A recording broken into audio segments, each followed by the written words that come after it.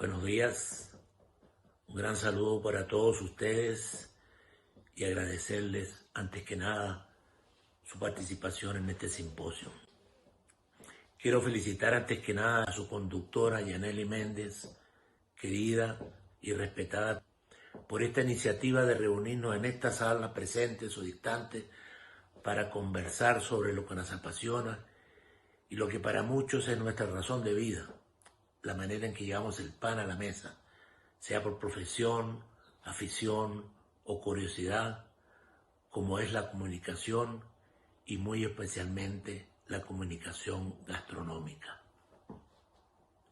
Pareciera que el periodismo gastronómico y sus diferentes manifestaciones está de moda.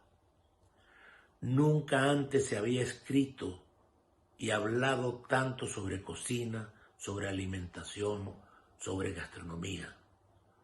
No hay medio impreso, audiovisual o digital que no tenga en sus espacios una sección dedicada a lo que comemos. Los libros sobre el tema culinario son los más vendidos en el mundo. Los cocineros firman autógrafos y parecen como si fueran estrellas de rock. Repito, nunca antes la cocina le había importado tanto a la gente. No hay red social donde lo alimentario no sea tendencia. La mejor prueba la tenemos en este encuentro, en este simposio. De no ser así, estaríamos hablando de cualquier otra cosa o simplemente no estaríamos aquí. Recordemos que la palabra simposio viene del griego y significa festín y siempre estuvo relacionado con la bebida y la comida y lo que era donde se discutían las ideas. Fue Platón quien primero lo planteó en uno de sus diálogos, que se llamaba precisamente El banquete. Esta moda no es de hoy, es de siempre, es desde que somos humanos. De hecho, fue la comida lo que nos hizo humanos, fue la cocina lo que nos transformó en persona, fue la comida la que originó el surgimiento de la palabra y con ella la comunicación, la documentación, el intercambio de información, el registro de toda actividad humana. Para que tengan una idea más completa sobre este tema, les recomiendo que lean el libro Cocinar hizo al hombre, del biólogo español Faustino Cordón. En él, Cordón plantea cómo la palabra surgió junto con la cocina o posterior a la cocina, después de que el primer antepasado nuestro puso sobre el asador un buen trozo de carne. Le gustó tanto que necesitó comunicarlos a los otros, a sus allegados más cercanos, y inventó la palabra. Estamos registrando y comunicando la comida desde que bajamos del árbol y comenzamos a caminar erguidos, en dos patas, dotados de inteligencia y de habilidades manuales. Ustedes creen que el Instagram es lo más novedoso que hay, pero yo les puedo decir que el primer Instagram se remonta a más o menos 65.000 años en los registros que dejaron nuestros antepasados sobre la piedra en las cavernas, concretamente en las cuevas de Altamira y precisamente en una de esas cuevas cercanas, en la Cueva de la Araña, en Valencia, en España, en lo que se llama el Hombre de Vícor. Como ustedes pueden ver en la imagen que acompaña a esto, se trata de un ser humano, una figura humana montada en un árbol con un recipiente en la mano y en la otra sacando la miel de un panal de abejas y las abejas revoloteando alrededor de este antepasado nuestro. Díganme si eso no tiene mayor actualidad que hoy en día.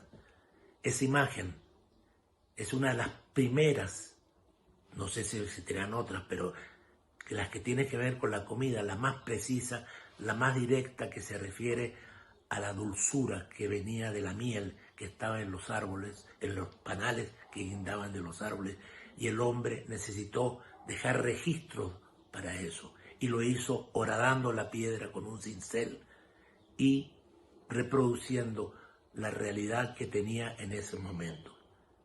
Era igualito lo mismo que hacemos hoy cuando subimos una foto en Instagram o en Twitter. En Venezuela, nuestros antepasados hacían lo mismo, desde hace, digamos, unos 12.000 años, que fue cuando comenzó a poblarse el territorio. Y lo hacían sobre la piedra, en petroglifos, en grafitos rupestres, en piezas de cerámicas. Hay 379 hallazgos de este tipo de documentos en diferentes partes de Venezuela, concretamente en el área norte del centro, en occidente y en el área andina, y en la parte del Orinoco y Amazonas, por supuesto, donde se registran escenas de cacería, objetos de cestería, elaboración de casabe. Incluso en el río Cunucunuma hay una figura pintada con onoto. Onoto, el mismo noto que utilizamos para darle color a la masa de las hallacas o para onotar el aceite donde vamos a hacer el sofrito y que caracteriza todo lo que comemos en Venezuela.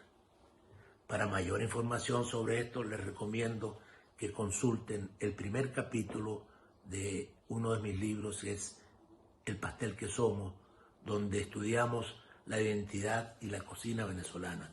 Y ahí van a encontrar toda la información que respalda esta afirmación. ¿Por qué ejemplos tan antiguos para explicar algo tan novedoso como la revolución digital del siglo XXI? Porque no hay nada nuevo en la comunicación, más allá de la infotecnología que nos domina cada vez más allá de las innovaciones que no cesan y que no van a cesar, porque esto es apenas el conocimiento. Porque la comunicación no ha cambiado, la necesidad de comunicación no ha cambiado. Han cambiado la forma de comunicarlo, el medio de comunicarlo, pero la necesidad de comunicación sigue siendo exactamente lo mismo. El principio se mantiene. No en vano, comunicación y cocina nacieron juntos, porque la necesidad de comer y comunicarse es tan antigua como el ser humano. Todo se reduce a un principio que no ha cambiado. ¿Quién dice qué a quién? Repito, ¿quién dice qué a quién? Allí es donde está el meollo de la comunicación digital, en lo que cualquiera escribe cualquier cosa. Veámoslo así. En este mundo digital que nos tocó vivir, todos toman fotos, pero no todos son fotógrafos. Todos, o cualquiera que sepa leer y escribir, envía un mensaje, pero no todos son escritores, no todos son comunicadores o periodistas, por el solo hecho de escribir 144 caracteres sobre una pantalla. Así como cambiar una bujía de mi carro no me convierte en mecánico, tampoco tomar una foto no me convierte en fotógrafo, ni escribir 144 caracteres convierte a los demás en periodistas. Para eso existen los oficios y la necesidad de aprender. Vivimos un mundo definido por el semiólogo italiano y gran escritor Umberto Eco como, comillas, la invasión de los idiotas.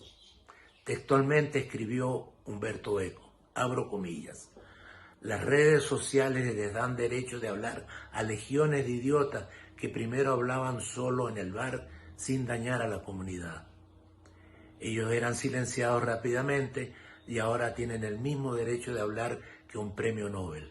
Es la invasión de los idiotas. Cierro comillas. ¿Debemos entonces suprimir a esos idiotas? No, no sería democrático. Que cada quien piense lo que quiera, está en su derecho, pero que lo piense, como decía Fernando Savater. Debemos distanciarnos de los idiotas, diferenciarnos de los idiotas. En mi época, cuando no existían los teléfonos llamados inteligentes y la gente se informaba leyendo periódicos, el periodismo comenzó a estudiarse en las universidades. Dejó de ser una vocación y se transformó en una profesión. Allí aprendimos a comunicar. Obviamente, todo evoluciona. Cada día surgen nuevos instrumentos y vendrán muchos más que no podemos y ni siquiera imaginar hoy en día. Es grato comprobar que la esencia del oficio sigue siendo la misma. No importa el medio que utilizamos para hacerlo, donde todo se resume en unas cuantas respuestas a las mismas interrogantes de siempre. Por lo menos cuando yo comencé a estudiar periodismo. ¿Qué? ¿Quién? ¿Cómo? ¿Cuándo? ¿Dónde? ¿Y por qué? Las respuestas a estas 6 preguntas cada vez que nos sentamos a producir contenido son la esencia de la comunicación. Ayer, hoy y seguramente lo será también mañana. Responder siempre qué, quién, cómo, cuándo, dónde y por qué. ¿Tiene sentido el periodismo o la comunicación gastronómica hoy en día? Absolutamente sí. ¿Vale la pena dedicarse a ir más allá de lo que vemos y leemos en redes sociales? No solo vale la pena, es un deber, es una obligación, es un compromiso. En un mundo cada vez más complejo, dominado por tecnologías disruptivas, donde todo es artificial, hasta la inteligencia, llena de algoritmos, pleno de fake news, donde cualquiera dice cualquier cosa y la posverdad vale más que la propia verdad. La comunicación bien comunicada, el contenido auténtico y veraz, tiene más sentido que nunca. ¿Qué hacer? Hay un viejo precepto que dice que en épocas de confusión lo que se impone es volver a los clásicos. En nuestro caso, volver a la esencia de la comunicación. Como decíamos, ¿quién dice qué a quién? Y responder en nuestros escritos a las interrogantes del qué, quién, cómo, cuándo, dónde y por qué. Con que lo hagamos honestamente ya es suficiente. ¿Y cómo se hace eso? Como se ha hecho siempre, saliendo a la calle, hablando con la gente, alejándonos un segundo de la pantalla y enfrentando la realidad, lo que está afuera, yendo a la fuente, entrando en los mercados, oliendo frutas, flores, comida, probando, comparando, visitando bibliotecas mientras existan, leyendo libros mientras existan, investigando, contrastando, documentando todo para que exista memoria, para hacer historia. No pretendo darle solución a ningún problema, pero sí quiero invitarlos a la reflexión, ayudarlos a que construyan su propia narrativa, a que sean la diferencia, a que logren distinguir la sabiduría de la estupidez humana. En 1992 emprendí también una aventura que se transformó en una experiencia de 25 años, como fue la Guía Gastronómica de Caracas. Tenía mi columna semanal en Feriado Nacional, suplemento que después pasó a llamarse Todo en Domingo. Y todo el mundo se planteaba que no existía una guía en Caracas de restaurantes. Yo soy un seguidor de guías, viajo mucho y cada vez que llego a una ciudad me trato de informarme qué es lo que puedo conseguir en esa ciudad y buscar lo más importante que hay. No existía en Caracas una guía de restaurantes y me tocó hacerla con un equipo de trabajo durante 25 años. El primer año tardábamos 3 años en sacar la primera edición y después seguimos hasta hace poco, 2014 o 2015, ya no recuerdo en este momento. La Guía Gastronómica de Caracas. Fue un trabajo de documentación y del levantamiento de datos en un país que no registraba lo que hacía. Comenzamos desde cero, dividimos la ciudad en secciones, recorrimos cuadra por cuadra toda la ciudad, levantamos primero un inventario de todo lo que había, descartamos lo que no merecía ser mencionado y nos fuimos concretando en los principales sitios. La publicación fue creciendo, creciendo, creciendo y estuvimos más de 20 años regularmente todos los 15 de noviembre enfrentando nuestra cita con los lectores. Esa guía respondía a lo que hemos planteado siempre: qué, quién, cómo, cuándo, dónde y por qué. ¿Dónde ir a comer? ¿Qué es lo que voy a conseguir? ¿Cómo es el sitio? ¿Es costoso? ¿Es redondo? ¿Es cuadrado? ¿Es comida española? ¿Es comida italiana? En fin, todo lo que la gente quería saber de un negocio, nosotros lo respondimos con un equipo de trabajo donde todos los días del año estábamos visitando diferentes sitios, reseñándolos y actualizándolos y estableciendo una valoración sobre ellos. Esa experiencia fue lo que nos llevó a ser cada día más precisos y a cuidar cada detalle, no tanto de la opinión, que al final la opinión siempre va a ser personal, sino de que cada dato que se incluía allí fuera exactamente lo que el lector iba a encontrar: dirección, teléfono, horario, precios. Bueno, precios no tanto porque con la inflación es imposible, pero sí mantener una referencia de si es costoso, si es caro, si es económico, en fin, lo que nosotros encontramos en cada día de eso. Esa experiencia de la guía gastronómica para mí y para el equipo nuestro de trabajo fue fundamental para aplicar los principios éticos e informativos e investigativos que debe contemplar cualquier publicación gastronómica, cualquier contenido gastronómico que ustedes quieran realizar.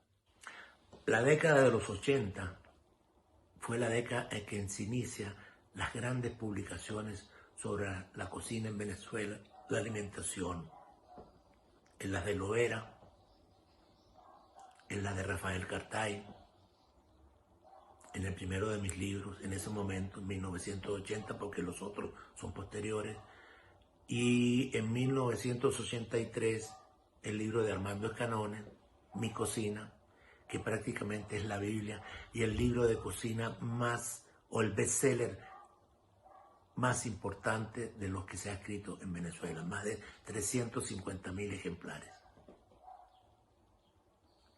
Después, a partir de allí, todos los años prácticamente han salido nuevos libros de cocina, que es donde está realmente la esencia de lo que hemos comido y que todo comunicador debe conocer y que todo comunicador serio debe pensar en continuar con sus propias investigaciones, con sus propios descubrimientos, con sus propias documentación, registro e historia de lo que está ocurriendo hoy en día y de lo que seguirá ocurriendo.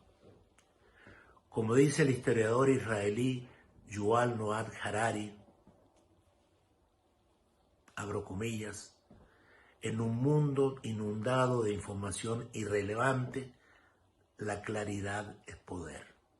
Repito, en un mundo inundado de información irrelevante, la claridad es poder.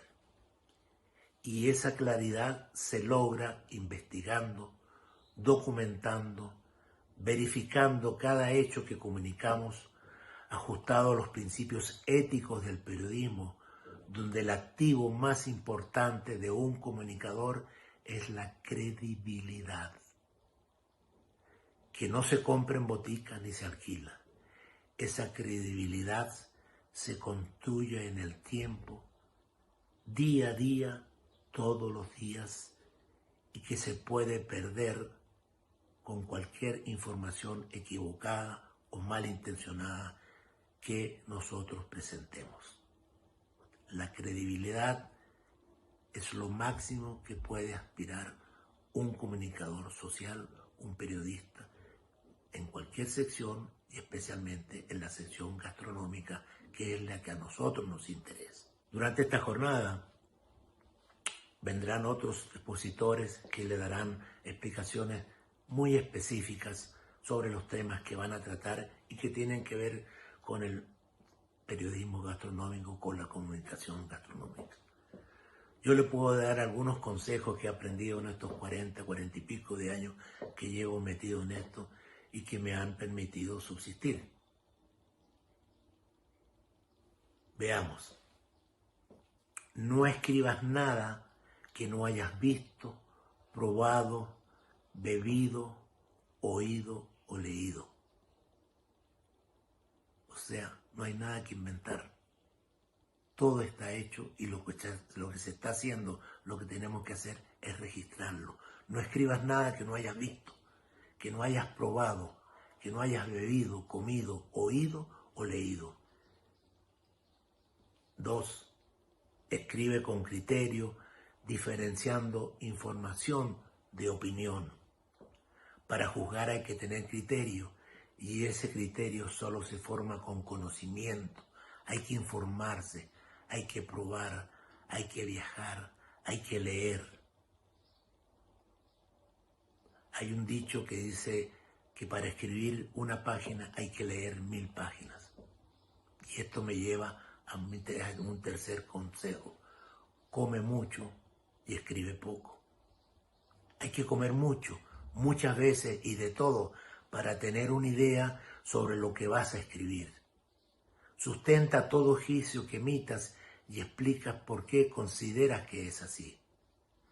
Come de todo, come cuando no tengas hambre. Todo gusto es personal, subjetivo, cada uno tiene los propios.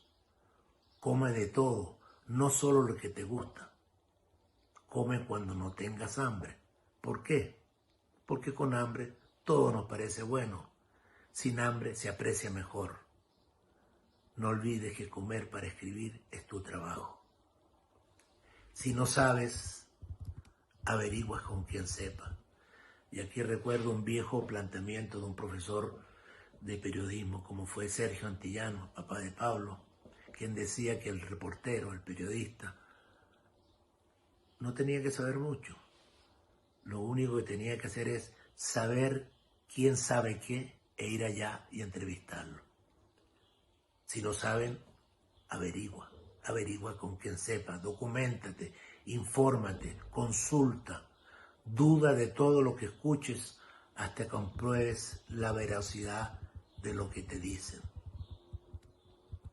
En gastronomía o en comida, lo que importa es lo que está en el plato.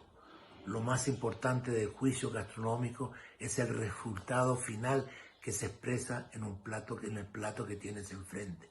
Míralo, huélelo, no tengas pena, obsérvalo, pruébalo y después júzgalo.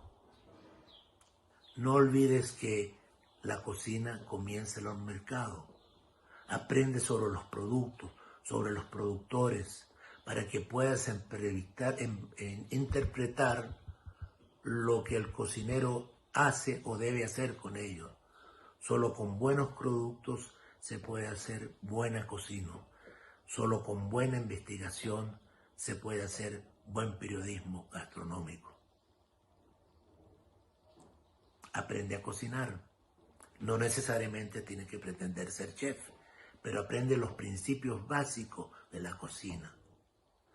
No tienes que ser cocinero, pero debes al menos conocer cómo se cocina. Porque la gramática de la cocina como la del lenguaje es una sola. La técnica es universal. Para esto les recomiendo que lean a Harold McGee y concretamente su libro La cocina y los alimentos. Sacó recientemente otro que se llama Los aromas del mundo. Todo el que escriba de cocina debe conocer los planteamientos de Harold McGee, porque ahí está la química, la esencia de lo que comemos. Cómo transformamos algo crudo en algo digerible y disfrutable. Porque la cocina es eso, transformación. La transformación de una manera prima en un plato terminado. Otra cosa muy importante, identifica tu audiencia. Escribe para tus lectores. No escribas para ti mismo. Escribe para tus lectores, pero tienes que saber cuáles son tus lectores. Recuerda siempre para quién escribes. Ubícate en el contexto y piensa en las necesidades de los que te leen. Ponte a dieta de adjetivos. Trata de utilizarlo lo menos posible. Evita las frases comunes. Pregunta, investiga, registra, documenta, archiva, cita las fuentes. Y si va a utilizar ideas de otros, menciónalos. Si va a utilizar una frase de otro, ponla entre comillas, entre comillas. Reconoce la investigación de los demás para que reconozcan tu propia investigación. Aprende a manejar las redes y por favor, si no tienes nada que decir, no lo digas. No puedo dejar de mencionar aquí algo de lo que se habla muy poco, a pensar que es el pilar de la comunicación. Me refiero a la ética. Ética, según el diccionario de la Real Academia, es el conjunto de normas morales que rigen la conducta de la persona en cualquier ámbito de la vida. Como tal, nosotros como comunicadores tenemos una ética periodística que está ahí registrada en los reglamentos del Colegio Nacional de Periodistas. ¿Y por qué es importante la ética? Porque no es lo mismo que te paguen por escribir o generar contenido a cobrar por lo que escribes. Me quiero referir a un caso concreto que acabo de leer en estos días, que salió en un portal venezolano, Infobae, que ustedes lo deben tener en pantalla ahorita, donde un chef mexicano, Edgar Núñez, contó lo que le ocurrió con un correo que recibió de una persona. El correo que recibió decía así, abro comillas, hola, ¿cómo están? Su restaurante es simplemente espectacular. Estaré en México a final de mes con mi novio y me encantaría saber si es posible realizar un canje publicitario en donde les recomiende y muestre sus servicios en mi Instagram a través de mis historias, los cuales quedarán anclados en un highlight a cambio de una comida para los dos. Para mí sería un honor poder trabajar con ustedes. Cierre comillas. El chef puso en sus redes esta comunicación que le había llegado de una persona que resultó ser un influencer, o lo que hoy es influencer, no me gusta esa palabra, desde Colombia, donde le decía que si le daban de comer gratis, ella lo iba a incluir en sus escritos, en sus redes sociales. ¿Consideran ustedes esto ético? ¿Les parece correcto? Para mí no lo es. No es ético. Piénsenlo. ¿Por qué? Porque recuerden que lo más importante que tiene el trabajo de un comunicador es la credibilidad. Y si ustedes recurren a prácticas como esta, sus seguidores pueden pensar que todo lo que usted dice es porque le pagaron que dijera tal cosa. Ustedes tienen derecho a una opinión. Ustedes pueden registrar lo que ustedes sean, pero por favor, que lo que digan es lo que realmente ustedes piensan que es. Incluso si están equivocados, razonen, pero no digan lo que tienen que decir porque les pagaron que dijeran eso que están diciendo. Eso sí, no es ético. No me lo considero correcto. Piénsenlo. Ahora vendrán después de mí otros expositores que saben más que yo sobre los temas que van a tratar. Yo simplemente he querido conversar estos minutos con ustedes. Me hubiera gustado estar allá. Desgraciadamente estoy viajando en este momento de regreso a Venezuela Y bueno, cualquier información, cualquier comunicación, cualquier duda, si no están de acuerdo o si están de acuerdo, me la manifiestan a través de mis redes sociales, @MiroPublicEditor. Que tengan una excelente jornada y recuerden que solo lo bueno quita lo malo. Buen día.